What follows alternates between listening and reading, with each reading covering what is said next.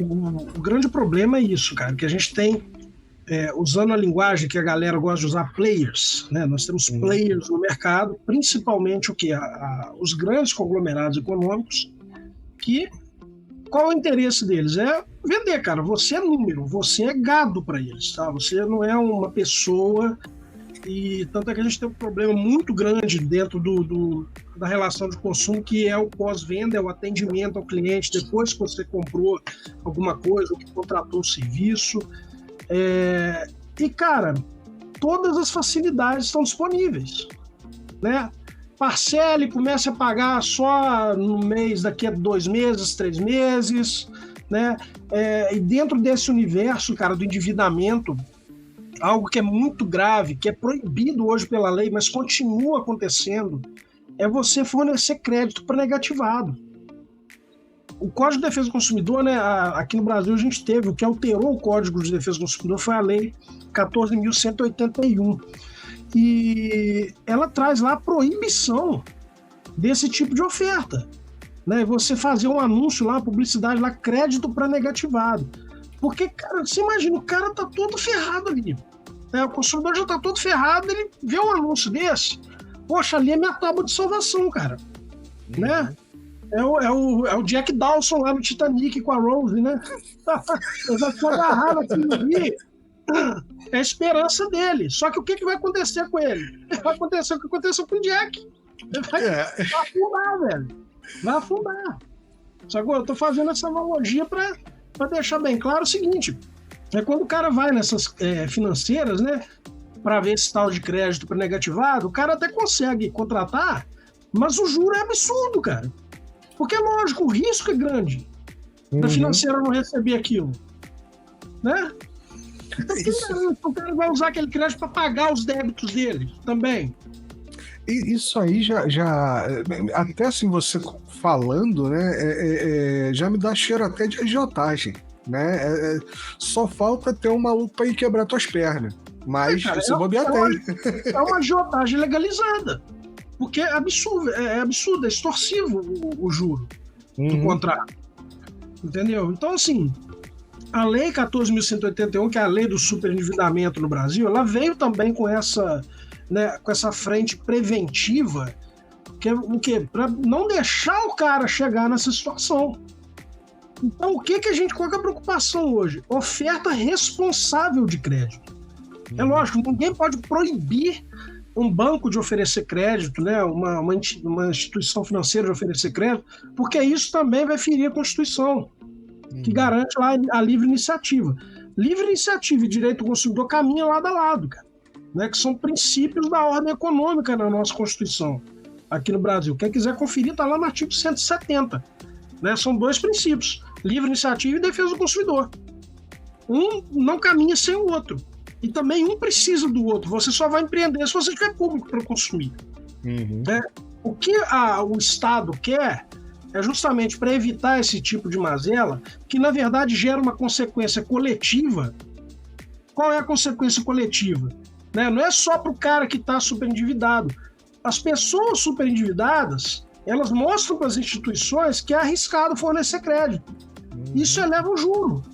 Isso torna o crédito mais caro. A inadimplência torna o crédito mais caro. Se aí na Europa o crédito, né, você tem acesso a bens de consumo com juro baixo, é sinal de quê? De que a inadimplência aí não é alta igual ao Brasil. Então o risco de você conceder crédito aí na Europa, certamente ele é menor do que conceder crédito no Brasil. Né? Tem outras questões também, né? Então você tem aqui, por exemplo, uma coisa que o Brasil não tem, que aqui os países, né, eles têm o financiamento da União Europeia.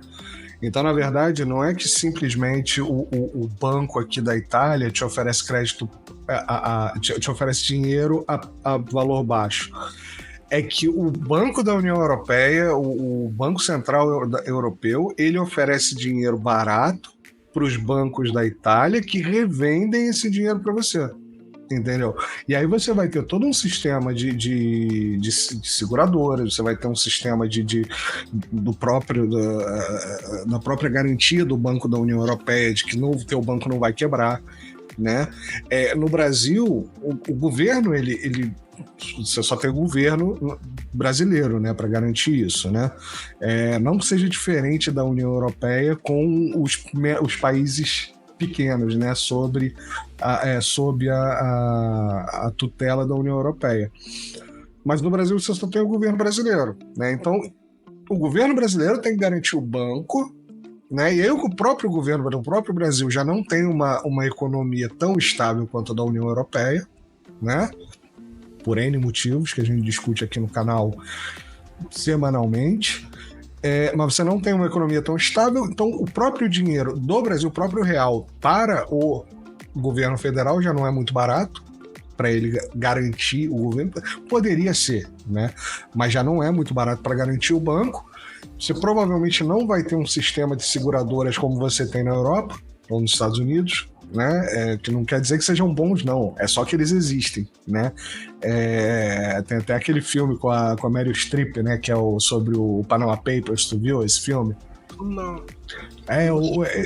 Fala mais ou menos ali sobre as crises de 2018, Panama Papers, aquele negócio todo, né? O efeito dominó quando um banco quebra, que aí vai para a seguradora não tem aquele dinheiro, quebra, vai para a seguradora nacional, não tem o dinheiro, quebra, e aí vai, né, acontecendo aquilo tudo. Enfim, eles fazem aquilo mais para botar o vídeo lá do Marcelo Odebrecht, que é a única cena real do filme, né?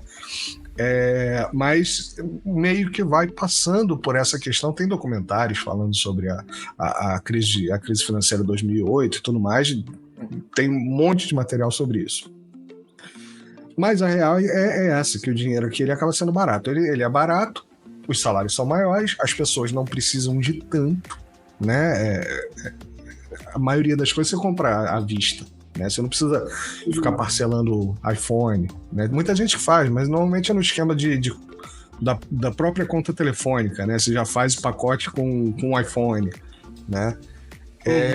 E os bens, né, televisão, bens mais caros, né, eletrodomésticos, essas coisas assim, eles são mediamente acessíveis para um salário mínimo, um salário médio, né, que no Brasil, né, voltando, uma pessoa que vive de salário mínimo para comprar uma televisão, um celular, né, ou ela vive com os pais, né, e não tem nenhum custo e consegue passar o mês sem gastar nada, ou ela vai parcelar, né? Exato. E eu lembro, cara, e aí tem também a questão da oferta. Essa é uma coisa que eu queria perguntar. Eu lembro aquela época que eu trabalhava na indústria naval, não sei o que, tava morando no meu apartamento de aluguel, ele era muito barato naquela época, um apartamento. E aí, de repente, teve uma puta de uma oferta de crédito desenfreado do governo, né?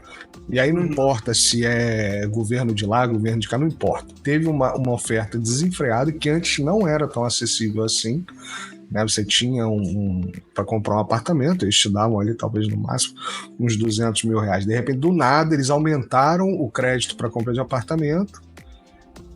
E aí você tem dois problemas, né? Você tem a superinflação no apartamento, e o pessoal que investiu, que depois o apartamento parou de valorizar, né? E o cara ficou com um apartamento que ele pagou, sei lá, 300 mil, 400 mil, e o apartamento tá valendo 200, 250, né? E como é que tu vê essa parte, esse desenvolvimento? Se isso tem alguma coisa a ver, ou é simplesmente que no Brasil é complicado mesmo o excesso de consumo? Cara, então, isso entra muito no que eu falei da livre iniciativa, né? Uhum. Porque você não tem como você regular o mercado nesse nível, né, de proibir alguma coisa ou permitir demais. Tanto é que a lei, né, o que ela fala? Ela fala no crédito responsável. O que se quer desses atores sociais, né, do próprio governo, é que seja incentivado o quê? A educação financeira. A educação financeira ela também entrou como um dos princípios dessa lei do superendividamento, nessa frente, né, nessa perna preventiva. Porque a preocupação é ensinar as pessoas a consumir. É a pessoa se questionar, olha, eu posso comprar? Eu tenho acesso ao crédito? Tenho. Posso comprar? A princípio, sim. Mas eu devo? Eu preciso? Né? São esses questionamentos que o legislador, né, que o Estado, né, na verdade vamos falar no Estado, que o legislador é o Estado, né, o que a Justiça quer também é isso, né, o que o Poder Executivo quer é isso, porque é uma população consciente do ponto de vista financeiro, que ela seja educada para consumir. Né? Não é o que eles querem, mas a gente entende que a ideia é essa. Cara, mas assim, eles estão vendo, eles estão conseguindo enxergar que isso se torna um problema. Uhum. Entendeu? Se torna um problema. Porque isso, como eu falei, isso tem uma faceta coletiva. Que isso vai encarecer tudo para todo mundo. Não vai prejudicar só o super endividado. Né? Então, e assim, o que é interessante para o mercado? Que a pessoa esteja consumindo. Sim, sim. Né? Então, você tem que fazer também o Estado pensar, né, que é interessante você ter uma população consumindo, né, mas consumindo o quê? De forma consciente, consumindo de forma que não vá se prejudicar, que não vai comprometer o mínimo existencial dela. Porque, por exemplo, nos Estados Unidos, cara, o sistema lá, eles têm um sistema lá para superendividados também, só que lá o Estado perdoa a dívida. Entendeu? O sistema francês não, que é o que a gente adotou. O sistema francês, ele vai tratar a situação. Ele não vai simplesmente perdoar. Só que os Estados Unidos, cara, do ponto de vista econômico, é outro patamar. Eles, né, se eles entenderam que eles podem fazer isso, olha, não, você está devendo, mas ó, eu quero você aqui comigo, quero você comprando de mim. Então, perdoa a sua dívida e volta a comprar. Né? Porque o cara super endividado, o consumidor super endividado, é o que a gente chama de morto social. Sim. O cara, socialmente, ele tá morto, cara, porque ele não consegue. Né? É isso, eu ia falar isso agora. Comprar arroz, feijão, ele tá lutando para poder pegar o ônibus para ir pro trabalho, né? Pô, eu não sei se você tá ligado nisso, isso aí, obviamente eu tô aqui, eu tenho um tempo que eu não moro mais no Brasil, né? Mas eu comecei a ouvir muita coisa de gente comprando barraca de camping e morando no centro da cidade do Rio de Janeiro, porque o cara pega o dinheiro lá do Vale Transporte e aí compra comida, não sei o que, em vez de ficar se deslocando, sei lá, para Caxias, para Campo Grande, né, que é um pouco mais longe, assim, do centro da cidade, o cara fica acampando ali de segunda a sexta, sábado ele vai para casa, sábado, domingo ele passa com a família e volta. Eu acho isso alguma coisa próximo muito do absurdo, sabe? Porque não é simplesmente uma miséria, não é simplesmente uma mendicância. É uma pessoa, é uma mão de obra, uma pessoa que está trabalhando de segunda a sexta, né, 40 horas por semana, que tá precisando literalmente vender um almoço para pagar o jantar. É bizarro, cara. Né? Porque isso gera outros problemas também colaterais, né? Por exemplo, segurança pública. Uhum. Porque olha o que o cara está se expondo ali, né? Ele está fora do teto dele, da proteção da casa dele, na barraca. É uma vítima em potencial, né? Aí você tá vendo como que um problema, cara, ele vai cascata, ele vai criando outros. Então, assim, e, consequentemente, tudo vira custo para o Estado. Uhum. Vira custo para o Estado. Vai aumentar a violência, vai aumentar o quê? O número de pessoas que vão precisar de um presídio. Né? Aí vamos lá construir presídio. Né? Não seria melhor investir na educação? Não seria mais barato? Né? Mas aí tem um outro problema, cara, que eu já até discuti isso com um juiz, amigo meu, que ele é fera em direito penal, que isso aí é papo para outro podcast com especialistas sobre isso. Mas, cara, existe no Brasil o quê? Uma indústria do crime, uma mercantilização do crime. Né? Então, assim, isso fomenta também um mercado bem macabro, né? Que é das empresas que inclusive têm interesse em privatizar o sistema penal no Brasil. Mas aí eu não vou entrar nesse assunto, é só um parênteses aqui que me ocorreu. É a deixa. Deu a deixa pro próximo podcast. Deixa pro próximo podcast você chamar um cara aí para falar sobre isso, mas que é um mercado que existe, tá? Um mercado que existe. Então, isso aí, eu vou até dar um exemplo meu aqui, voltando aqui do mil da fiada que a gente perde, que aqui a gente perde mesmo, não tem essa. A gente começa falando, porra, daqui a pouco tá falando de receita, não interessa, a gente vai embora.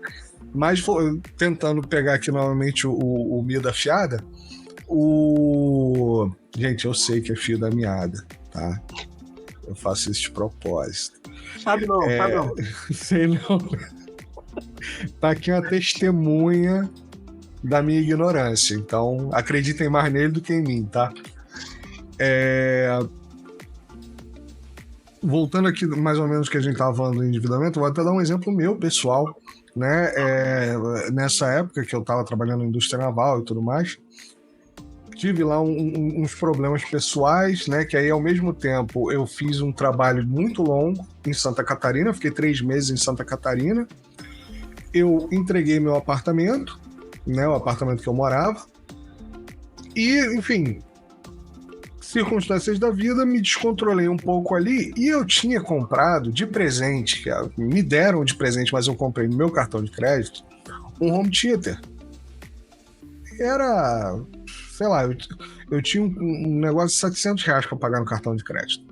E na época eu ganhava bem, né? Então R$700 não era um problema. Só que como aconteceu esse lance de eu passar 3 meses fora, quando eu voltei, né, aí larguei, passei o apartamento e tal, esqueci da conta. Esqueci. Me ligaram um dia lá do prédio, tem umas contas que vieram entregar aqui para você poder passar aqui. Eu fui lá, peguei, tinha um bolinho de correspondência, e uma delas era o cartão. Quando eu vi, o cartão já tava tipo, sei lá, 3, 4 mil reais. Aí eu falei, esse dinheiro eu não tenho. Tô passando por uma situação de transição na minha vida. Esse dinheiro eu não tenho. Vou ver, liguei pro banco, liguei pro negócio, tentei combinar, nada. Não tinha conversa, não tinha negociação, não tinha nada. E aí foi passando tempo. Esses 4 mil viraram 6, viraram 8, viraram 10. Em algum momento estava devendo 35 mil reais. 35 mil reais, na época que 35 mil reais comprava um carro zero. Né? Eu falei, cara, foda-se. Isso aí não tem como, né? Aí tiveram várias questões lá públicas, né? O Banco Itaú perdeu as contas do estado, do Rio de Janeiro, não sei o quê. Ficou apertado, começaram a me ligar oferecendo coisa. Não sei o quê, papapá. Resumo da ópera, passaram-se quase 10 anos, talvez um pouco menos, talvez uns 6, 7 anos. Não, foram quase 10 anos mesmo. Passaram-se quase 10 anos e me ofereceram de uma negociação de pagar R$900. Não, eu paguei R$900.